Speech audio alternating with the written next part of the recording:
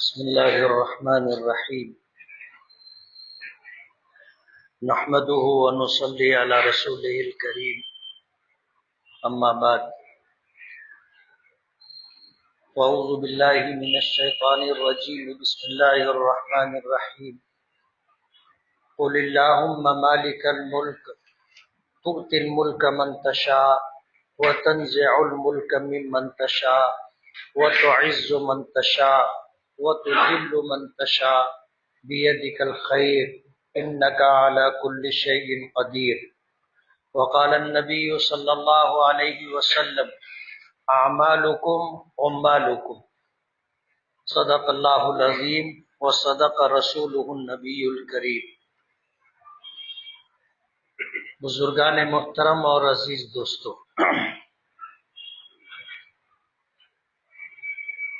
اللہ تعالیٰ نے یہ کائنات بنائی اور اللہ تعالیٰ نے اپنی حکمت کے پیش نظر اس دنیا کا ایک نظام بنایا، اور اللہ نے جتنی مخلوقات پیدا کرنا چاہی اللہ نے اتنی مخلوقات کو پیدا کیا۔ ان تمام مخلوقات میں اللہ پاک نے انسان کو اشرف المخلوقات بنایا۔ نبی کریم صلی اللہ علیہ وسلم نے انسانوں کے اشرف المخلوقات ہونے کا جو پس منظر بتایا اور اس کے جو فوائد ذکر کیے حدیث پاک میں ملتے ہیں۔ آپ نے فرمایا ان الدنیا خلقت لکم، یہ پوری دنیا تمہارے لیے پیدا کی گئی۔ وَإِنَّكُمْ خُلِقْتُمْ لِلْآخِرَةِ، اور اللہ نے تمہیں آخرت کے لیے پیدا کیا۔ دو جملے نبی کریم صلی اللہ علیہ وسلم نے ارشاد فرمائے۔ انبیاء کرام علیہم السلام میں اللہ پاک نے اپنے محبوب نبی کو جو معجزات عطا کیے تھے، ان معجزات میں ایک معجزہ یہ بھی تھا کہ بہت بڑی بات جس کو سمجھانے اور بتانے کے لیے لمبی چوڑی بات کی ضرورت ہے، آپ ایک جملے میں چند جملوں میں وہ بات سمجھا دیتے۔ اس روئے زمین پر کتنی مخلوقات پائی جاتی ہیں اللہ بہتر جانتا ہے۔ ہر نیا دن ایک نئی ایجاد سے ہمیں متعارف کراتا ہے۔ ہر آنے والا دن کائنات کے پردوں سے کوئی نہ کوئی پردہ اٹھا کر کے ایک نئی دریافت ہمیں دیتا ہے، اور یہ سلسلہ قیامت تک چلتا رہے گا۔ نئی نئی دریافت ہوتی رہے گی، نئی نئی مخلوقات ایجادات سامنے آتی رہے گی، اور دنیا کے عجائبات ختم نہیں ہوں گے، یہ سلسلہ چلتا رہے گا۔ یہ اللہ تعالیٰ کا بنایا ہوا نظام ہے۔ لیکن ان تمام مخلوقات میں اللہ پاک نے انسان کو اشرف المخلوقات بنایا، تو اللہ کے نبی صلی اللہ علیہ وسلم نے اس کے جو فوائد ذکر فرمائے ایک جملے میں فرمایا ان الدنیا خلقت لکم، کہ یہ پوری دنیا اللہ نے تمہارے لیے پیدا کی، یعنی کائنات کی تمام مختر مخلوقات تمہاری خدمت پر ہے۔ آسمان ہو، زمین ہو، چاند ہو، سورج ہو، ستارے ہو، میدانی علاقے ہوں، پہاڑ ہو، دریا ہو، گرم علاقہ ہو، سرد علاقہ ہو، بارش کا ایریا ہو، جتنی مخلوقات ہیں جن کو ہم شمار بھی نہیں کر سکتے، یہ تمام کی تمام مخلوقات کو اللہ پاک نے ہم انسانوں کے لیے پیدا کیا۔ اب ظاہر بات ہے ایک سورج کے فوائد ہیں، گھنٹوں آدمی اس پر بول سکتا ہے کہ سورج سے کیا فائدہ ہے۔ سورج نکلتا ہے پوری کائنات روشن ہو جاتی، اور وہ سورج ڈوب جاتا ہے تو ایک کمرے کو روشن کرنے کے لیے ہمیں بجلی کی ضرورت محسوس ہوتی ہے، اور کتنی ہی لائٹ لگا لی جائے دن جیسا ماحول نہیں ملتا، لیکن اللہ نے سورج بنایا جو پوری کائنات کو ایسا روشن کرتا ہے کہ اس جیسی روشنی کا لانا انسانوں کے بس کی بات نہیں۔ چاند، اس کے کیا فائدے ہیں ہم بیان نہیں کر سکتے، ایسی بے شمار مخلوقات، لیکن اللہ کے نبی صلی اللہ علیہ وسلم کو اللہ پاک نے یہ معجزہ دیا تھا کہ بڑی سے بڑی بات ایک جملے میں آپ بتا دیا کرتے تھے۔ فرمایا یہ دنیا تمہارے لیے پیدا کی گئی، چھوٹی بڑی تمام تر مخلوقات ہماری خدمت میں ہے، ہماری سیوا میں ہے۔ زمین کو اللہ نے ہمارے لیے بنایا، اور زمین کو جو ذمہ داری اور خدمت دی ہے، زمین وہ ذمہ داری پوری کر رہی ہے، وہ خدمت انجام دے رہی ہے۔ آسمان اللہ نے ہمارے لیے بنایا، آسمان اپنا کام کر رہا ہے۔ سورج اللہ نے ہمارے لیے بنایا، سورج اپنی ڈیوٹی پوری کر رہا ہے۔ چاند اللہ نے ہمارے لیے بنایا، چاند اپنی چاندنی کے ذریعے ہماری ضروریات پوری کر رہا ہے۔ یہ پوری دنیا اللہ نے ہمارے لیے پیدا کی۔ اور دوسرا جملہ وَإِنَّكُمْ خُلِقْتُمْ لِلْآخِرَةِ، ایک انسانی زندگی یعنی اشرف المخلوقات کو اس دنیا میں اللہ نے بھیجا تو اس کا مقصد کیا ہے؟ ایک جملے میں حضور نے فرما دیا، تمہیں اللہ نے آخرت کے لیے پیدا کیا۔ یہ پوری دنیا اللہ نے ہمارے لیے پیدا کی اور ہمیں اللہ نے آخرت کے لیے پیدا کی۔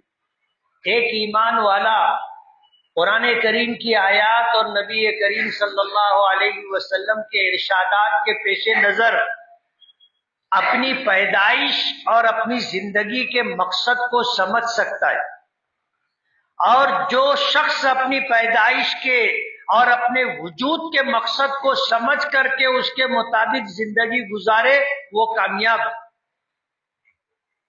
اور جو اس سے غافل رہا کہ اپنی پیدائش کا مقصد بھول گیا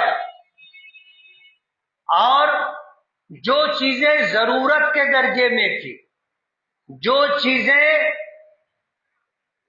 آسائش کے درجے میں، آرائش کے درجے میں تھی، اگر اس کو انسان نے اپنی زندگی کا مقصد بنا لیا وہ آدمی ناکام ہو گیا۔ ہماری زندگی کا مقصد آخرت ہے۔ ہمارے عقیدوں میں سے سب بنیادی عقیدوں میں سے ایک عقیدہ یہ ہے کہ ہم آخرت پر ایمان رکھتے ہیں۔ آمنت باللہ وملائکتہ وکتبہ ورسلہ والیوم الآخر، آخرت کے دن پر ہمارا ایمان۔ بنیادی عقیدوں میں سے یہ عقیدہ ہے۔ ہمارا یہ عقیدہ نہیں ہے کہ بابر بعیش کوش کے عالم دوبارہ نیست، کہ بابر عیش کر لو، زندگی جیسے گزارنا ہے گزار لو، دوبارہ زندگی نہیں، دوسرا کوئی عالم نہیں ہے۔ ہمارا یہ عقیدہ نہیں، ہمارا عقیدہ ہے کہ یہ زندگی، یہ دنیا جس میں ہم اور آپ ہیں، یہ سب عارضی ہے، وقتی چیز ہے۔ آپ تھوڑا سا سوچو، آپ غور کرو، آج ہم ہیں، آج ہم ہیں، ایک وقت آئے گا ہم نہیں رہیں گے، وقت پورا ہو جائے گا، اللہ ہمیں بلائیں گے، اللہ کی جوار رحمت میں جانا ہے۔ آج ہمیں جو جاننے والے لوگ ہیں ان کو بھی جانا ہے۔ جب آخری آدمی جو ہمیں جانتا تھا وہ بھی اس دنیا سے چلا جائے گا تو آپ بتاؤ ہماری کیا حیثیت رہے گی؟ یہ تو ایسا ہی ہو گیا جیسے ہم دنیا میں آئے ہی نہیں تھے۔ کوئی ہمیں جانتا نہیں، کوئی ہمیں یاد کرتا نہیں، کوئی ہمارا تذکرہ کرتا نہیں، اور ہمارے نہ ہونے سے دنیا کے نظام میں کوئی فرق نہیں پڑتا۔ آج سے 100 سال پہلے جو لوگ آئے تھے، گئے، ان کو جو جاننے والے، ماننے والے، پہچاننے والے تھے وہ بھی چلے گئے۔ آج ہم کو پتا ہے وہ کون تھے، آج ان کا کچھ اثر اس دنیا پر ہے، ہم پر ہے، یا جو خاندان ان سے چلا اس خاندان پر ہے، یا جو جائیداد کاروبار وہ چھوڑ کر کے گئے تھے اس پر کوئی اثر ہے؟ کوئی اثر نہیں۔ ایسا ہو گیا جیسے وہ آئے ہی نہیں تھے۔ یہ دنیا کا ایک نظام ہے، اور اس نظام کو اللہ پاک چلاتے ہیں۔ اس دنیا کے نظام کو چلانے میں تمہاری ہماری کیا حیثیت ہے ہم اندازہ کر سکتے۔ لوگ کہتے ہیں نا کہ تم نہیں اور صحیح، اور نہیں اور صحیح، تم نہیں رہو گے اللہ یہ کام کسی اور سے لے لے گا، وہ نہیں رہیں گے اللہ کسی اور کو کھڑا کر دے گا۔ اللہ ہمارا محتاج نہیں ہے، اس دنیا کا نظام اللہ پاک چلاتے،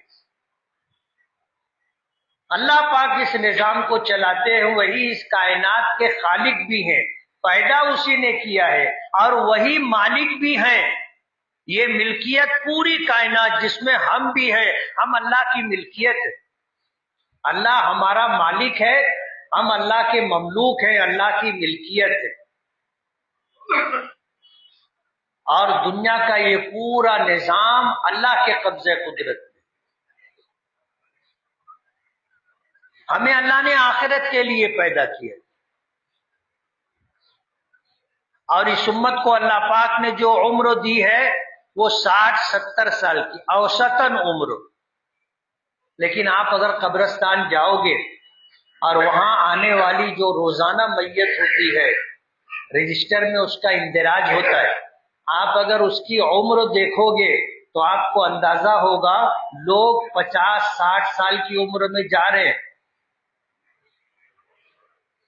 میں جاتا ہوں قبرستان جب کسی میت میں تو آفس میں جا کے بیٹھتا ہوں، اور یہ ہے کہ آج کتنی میت ہوئی،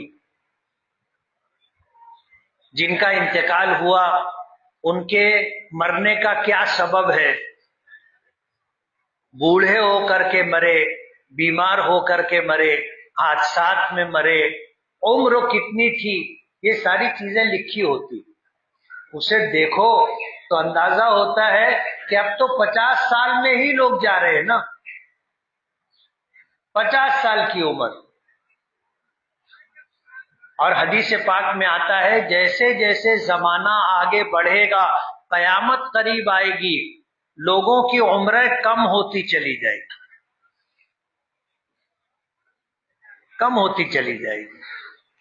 اس امت کو اللہ پاک نے اوسطاً عمر 60-70 سال کی۔ آپ کو 70 سال سے اوپر کے لوگ بھی ملیں گے، لیکن کم ملیں گے۔ آپ اپنے آزو بازو میں آگے پیچھے دیکھو، کوئی نہیں ملے گا 70 سال سے اوپر والا۔ ابھی دیکھ لو،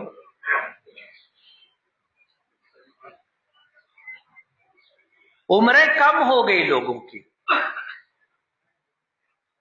ہم اپنے بچپن میں دیکھا کرتے تھے، مسجد میں بوڑھے لوگ ملتے تھے، بڑا بڑا پھیٹا باندھے ہوتے تھے، ملتے تھے۔ اب وہ سر بھی غائب ہو گئے اور پھیٹے بھی غائب ہو گئے۔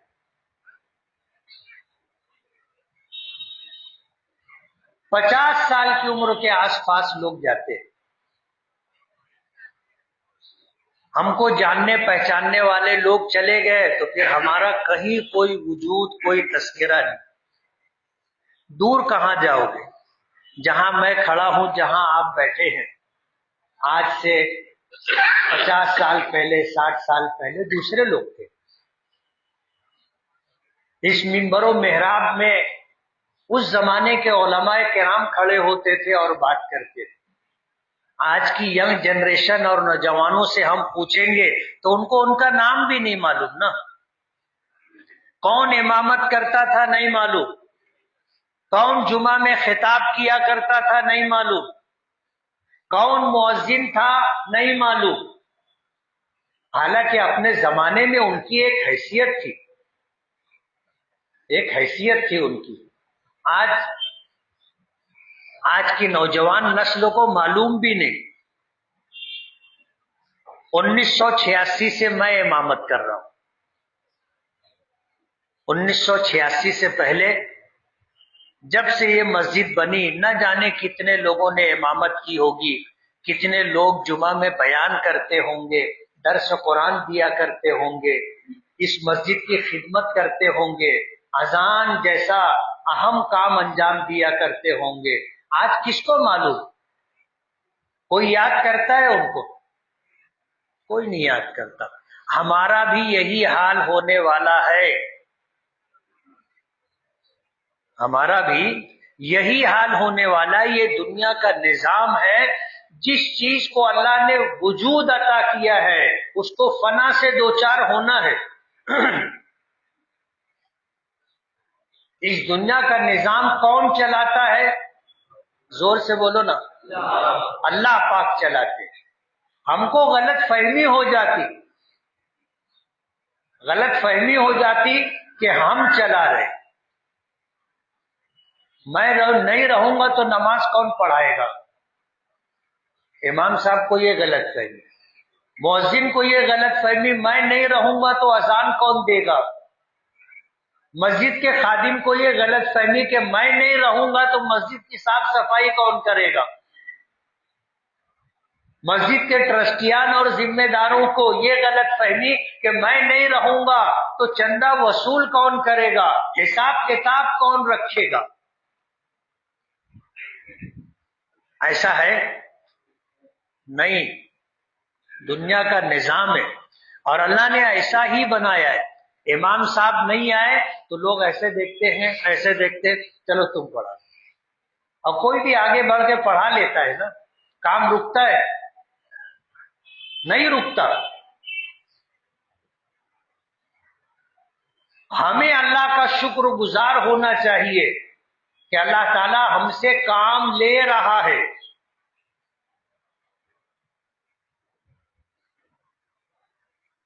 منت منہ کی خدمت سلطان ہمی کنی. یہ احسان مانو کہ بادشاہ تم سے اپنی خدمت لے رہا ہے. تم نہیں رہو گے تو کوئی اور خدمت کر دے گا. اب اگر بادشاہ کا خادم یہ سمجھے کہ بادشاہ میرا محتاج ہے اور میں بادشاہ کے اوپر احسان کر رہا ہوں تو یہ الٹی سوچ ہے. خادم کو یہ سوچنا چاہیے کہ بادشاہ کا مجھ پر احسان ہے کہ بادشاہ مجھ سے خدمت لے رہا ہے، مجھ سے کام کروا رہا ہے. میں نہیں رہوں گا، بادشاہ کے پاس خدمت کرنے کے لیے سینکڑوں لوگ ہیں. تو دنیا کا نظام ہے. اب اس دنیا میں خیر و شر اللہ نے دونوں پیدا کیے. حالات کا بننا بھی اللہ کے قبضے قدرت میں ہے، حالات کا بگڑنا بھی اللہ کے قبضے قدرت میں ہے. اور بندوں کا دل اللہ کے قبضے قدرت میں ہے. حدیث پاک میں آتا ہے ان قلوب عباد اللہ بین اصبعی الرحمن یقلبها کیف یشاء، کہ بندوں کے دل اللہ کی دو انگلیوں کے درمیان. یقلبها کیف یشاء، اللہ جدھر چاہتا ہے ادھر پھیر دیتا ہے. ایک لمحے میں آدمی کی سوچ بدلتی ہے. ایک لمحے میں ہم کسی کو بہت اچھا سمجھتے ہیں اور اس کی منہ بھر بھر کر تعریفیں کرتے ہیں، لیکن کسی کی ایک بات سن کر کے بغیر تحقیق کے ہم نے بھروسہ کر لیا، یا کسی کا کوئی کام ہماری نظر میں آ گیا جس کو ہم نے برا سمجھا، سوچ بدل جاتی. برابر ہے؟ سوچ بدل جاتی ہے. جن کو ہم کل بہت برا سمجھتے تھے آج ہم کو وہ اچھے لگنے لگ جاتے، اور جن کو ہم بہت اچھا سمجھتے تھے ہم ان کو برا سمجھنے لگ جاتے. یقلبھا کیف یشاء، اللہ جدھر چاہتا ہے ادھر پھیر دیتا ہے. اللہم مالک الملک، اس پوری کائنات کا مالک کون ہے؟ اللہ ہے. تؤتی الملک من تشاء، اللہ جس کو چاہتا ہے اس کو حکومت دیتا ہے، بادشاہت دیتا ہے. وتنزع الملک ممن تشاء، اور اللہ جس کو چاہتا ہے اس کو اقتدار اور حکومت سے ہٹا دیتا ہے. یہ فیصلہ کس کا ہے؟ اللہ پاک کا ہے. ہم کو معلوم نہیں، ہم کو معلوم نہیں ہے کہ اقتدار کس کو ملے گا، تو ہم لوگ ہاتھ پیر مارتے رہتے، کوشش کرتے، زندہ باد مردہ باد کرتے. ہمیں نہیں معلوم کہ کون جیتے گا کون ہارے گا. یہ تو اللہ کے قبضے قدرت میں ہے. اللہ جس کو چاہتا ہے اسی کو اللہ اقتدار دیتا ہے، اور اللہ نے ایک ضابطہ مقرر کیا ہے. نبی کریم صلی اللہ علیہ وسلم نے فرمایا اعمالکم عمالکم، تمہارے اعمال تمہارے حاکم ہیں، تمہارے اعمال تمہارے حاکم ہیں. زمین سے جیسے اعمال بندوں کے عمل آسمان پر جاتے ہیں، آسمان سے اسی طرح کے فیصلے نازل ہوتے. کسی نے ایک اہل دل سے پوچھا تھا کہ ہمیں کیسے معلوم ہوگا کہ اللہ راضی ہے یا ناراض؟ کتابوں میں آتا ہے، وہ صاحب کشف و بزرگ تھے، اللہ تعالیٰ نے مکاشفے کے ذریعے سے انہیں بتایا کہ جب بے موسم بارش ہو تو سمجھ لینا اللہ ناراض ہے.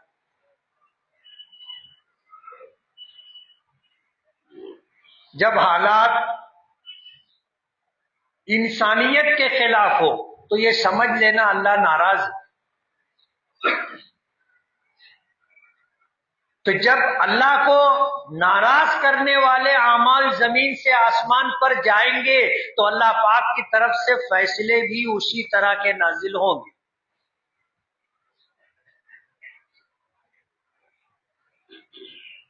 اور جب کوئی بندہ اللہ کو راضی کرنے کی کوشش کرتا ہے، بھول چوک سب سے ہو سکتی، گناہ ہماری شرست اور طبیعت کا ایک حصہ ہے. جن میں گناہ کا مادہ نہیں ہے وہ نورانی مخلوق فرشتے ہیں، ان سے کوئی گناہ نہیں ہوتا. وہ چاہے بھی تو اللہ کی نافرمانی نہیں کر سکتے. اللہ نے انہیں نور سے پیدا کیا ہے، ہمیں اللہ نے مٹی سے بنایا ہے. ہم میں نیکی کرنے کا مادہ بھی ہے اور برائی کرنے کا جذبہ بھی ہے. ہم سے دونوں کام ہوتے ہیں. کچھ گناہ تو ایسے ہوتے ہیں کہ ہم نہیں چاہتے ہو جاتے، اور کچھ گناہ ایسے ہوتے ہیں جو ہم جان بوجھ کر کرتے. پروگرام ہوتا ہے، ٹارگٹ ہوتا ہے، اور آدمی جان بوجھ کر کے کرتا ہے. تو اللہ کی نافرمانی جانے میں انجانے میں ہوتی ہے. ہم میں کوئی ایسا نہیں ہے جو دودھ کا دھویا ہوا، ہم میں کوئی ایسا نہیں ہے جس سے کوئی گناہ، کوئی نافرمانی اور اللہ کی حقوق کی ادائیگی میں کوتاہی نہ ہوتی ہے. ہماری کوشش ہونی چاہیے کہ ہم گناہوں کا ارتکاب نہ کریں، اپنے آپ کو بچائیں، اللہ کو ناراض نہ کریں، اس کی نافرمانی سے بچیں، ہم سے کوتاہی نہ ہو اس بات کی کوشش کریں. یہ ہماری ذمہ داری ہے. اور اگر خدا نہ خواستہ جانے میں انجانے میں کچھ ہو گیا تو فوراً توبہ کرنے کا معمول بنائے. استغفر اللہ ربی من کل ذنب واتوب الیہ، کہ اللہ مجھ سے کوتاہی ہو گئی، مجھ سے گناہ ہو گیا، میں آپ سے مغفرت کا، معافی کا طلبگار ہوں. سچے دل سے آدمی اللہ سے معافی مانگے اور کوشش کرے کہ اگر گناہ ہو گیا ہے تو اس کے بعد کوئی نیکی کرے. یہ نیکیاں گناہوں کو ختم کر دیتی. اگر گناہ ہو گیا آپ نیکی کرو، اور وہ نیکی یہ بھی ہے کہ آدمی اللہ کا ذکر کرے، گناہ ہو گیا استغفار پڑھ لے، گناہ ہو گیا اس کے بعد اللہ کا ذکر کر لے کہ سبحان اللہ و بحمدہ سبحان اللہ العظیم، سبحان اللہ و بحمدہ عدد خلقہ و رضا نفسہ و زینت عرشہ و مداد کلمات. ہو گیا کچھ، لا الہ الا اللہ محمد الرسول اللہ، اشہد ان لا الہ الا اللہ و اشہد ان محمدا عبدہ و رسولہ. قرآن کریم کی کوئی سورت پڑھ لے، کچھ صدقہ و خیرات دے لے، کوئی بھلائی کا کام کر لے، گناہ کے بعد کوئی نہ کوئی نیکی کرنا چاہیے. یہ نیکیاں گناہوں کو مٹا دیں گی. ان الحسنات یذہبن السیئات، اللہ پاک نے قرآن کریم میں فرمایا کہ بے شک نیکیاں گناہوں کو ختم کر دیتی، مٹا دیتی. تو یہ کائنات کے خالق اور مالک اللہ ہے. جب کوئی بندہ اللہ کو راضی کرنے کی کوشش کرتا رہتا ہے تو ایک وقت آتا ہے کہ اللہ اس کے اس جذبے کی قدردانی کرتا ہے، اللہ اس سے راضی اور خوش ہو جاتی. اور حدیث پاک میں آتا ہے کہ جب بندہ اللہ کو راضی کرنے کی کوشش کرتا رہتا ہے اور اللہ جس دن جس وقت اس سے راضی ہوتے ہیں، اللہ پاک کی طرف سے اعلان ہو جاتا کہ فلاں بندے سے ہم راضی ہیں، فلاں بندے سے ہم خوش ہیں، جبرائیل تم بھی اس سے راضی اور خوش ہو جاؤ. جب حضرت جبرائیل کو حکم ہوتا ہے تو حضرت جبرائیل تمام فرشتوں میں اعلان کر دیتے ہیں کہ فلاں بندہ اللہ کا محبوب ہے، فلاں بندے سے اللہ راضی اور خوش ہے، تم سب اس سے راضی اور خوش ہو جاؤ. تو تمام آسمانی مخلوق اس سے راضی اور خوش ہو جاتی. حضور پاک صلی اللہ علیہ وسلم فرماتے ہیں کہ پھر اس شخص کے لیے قبولیت زمین پر اتار دی جاتی. ہر ایک کا دل اس کی طرف متوجہ ہو جاتا. لوگوں نے دیکھا ہو نہ دیکھا ہو، جانتے ہو نہ جانتے ہو، لیکن اللہ ان کے دلوں میں ان کا احترام، ان کی عزت، ان کی توقیر ڈال دیتا ہے. لوگ ایسے لوگوں کی تعظیم کرتے، احترام کرتے، عزت کرتے، محبت کرتے ہیں. اور یہ من جانب اللہ ہے، من جانب اللہ ہے. کسی کی تعریف کرنے سے لوگ خوش ہو جائے ایسا نہیں ہوتا، اور کسی کو برا بھلا بولنے اور بتانے سے سب ناراض ہو جائے ایسا نہیں ہوتا. یہ تو اللہ کے قبضے قدرت میں، اللہ جو چاہتے ہیں وہ ہوتا ہے. تو اللہ خوش ہوتے ہیں، جبرائیل کو حکم ہوتا ہے، جبرائیل خوش ہوتے ہیں، فرشتوں میں اعلان کرتے ہیں، آسمانی مخلوق راضی و خوش ہو جاتی ہے. اور پھر زمین پر اس شخص کے لیے عزت، احترام، محبت اتار دی جاتی ہے. لوگ دل سے ان کو قبول کرتے ہیں. ایک کائنات کا یہ نظام ہے جو اللہ پاک چلاتے ہیں. ہمارے اعمال اچھے ہوں گے، ہمارے حکمراں اچھے ہوں گے. ہمارے اعمال اچھے ہوں گے، ہمارے حالات اچھے ہوں گے. ہمارے اعمال اچھے ہوں گے، ہمارا ماحول اچھا ہوگا. ہمارے اعمال اچھے ہوں گے، لوگوں کے درمیان ہماری عزت، ہمارا احترام، ہماری محبت ہوگی. یہ ہمارے اعمال پر موقوف ہے. کسی اور کو الزام نہیں دینا چاہیے. یہ دیکھنا چاہیے میں کیسا ہوں اور میں کیا کر رہا ہوں. روزانہ اپنا جائزہ لینا چاہیے، روزانہ اپنے بارے میں غور کرنا چاہیے، سوچنا چاہیے کہ آج اس وقت میری کیا حالت ہے. میں نے اللہ کو راضی اور خوش کرنے والے کتنے اعمال کیے اور اللہ کو ناراض کرنے والے کتنے کام کیے. اپنا جائزہ، اپنا محاسبہ اپنے گریبان میں سر ڈال کر کے دیکھتے رہنا چاہیے. حساب کتاب کرتے رہنا چاہیے اور کلیئر کرتے رہنا چاہیے. روزانہ ہمارا حساب رہے گا تو کل میدان محشر میں اللہ کی بارگاہ میں پیشی ہوگی تو حساب مختصر رہے گا. کچھ لوگ روزانہ حساب کرتے، کچھ لوگ ہفتے کا حساب کرتے ہیں، کچھ لوگ اپنے کاروبار میں مہینے کا حساب کرتے ہیں، کوئی 3 مہینہ، کوئی 6 مہینہ، کوئی سال بھر. ظاہر بات ہے جتنا زمانہ گزرے گا حساب و کتاب میں اتنا زیادہ ٹائم لگے گا، اور روزانہ روزانہ حساب نمٹاتے رہو گے، آخر میں جب حساب کے لیے بیٹھو گے تو سب کام ہو چکا رہے گا۔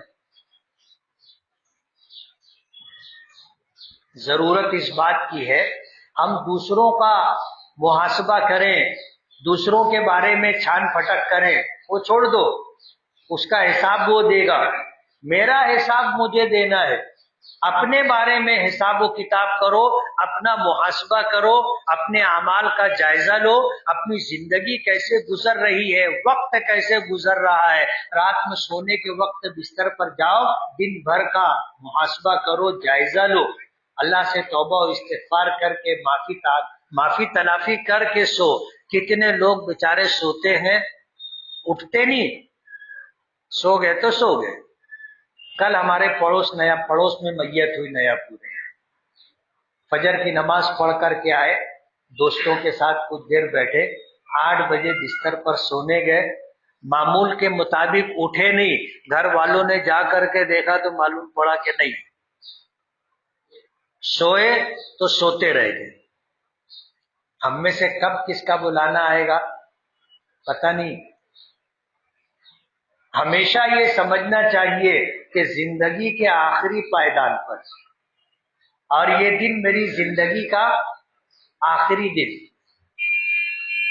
اس طرح کی تیاری کر کے اگر ہم چلیں گے تو وَإِنَّكُمْ خُلِقْتُمْ لِلْآخِرَةِ، اللہ نے تمہیں آخرت کے لیے پیدا کیا، ہماری آخرت بن جائے گی، شاد آباد رہیں گے، اللہ کی رضا، اللہ کی خوشنودی ہمارے ساتھ ہوگی، دنیا میں آنے کا اپنا مقصد پورا ہو جائے گا۔ اللہ ہمیں عمل کی توفیق عطا فرمائے۔ وآخر دعوانا ان الحمد للہ رب العالمین۔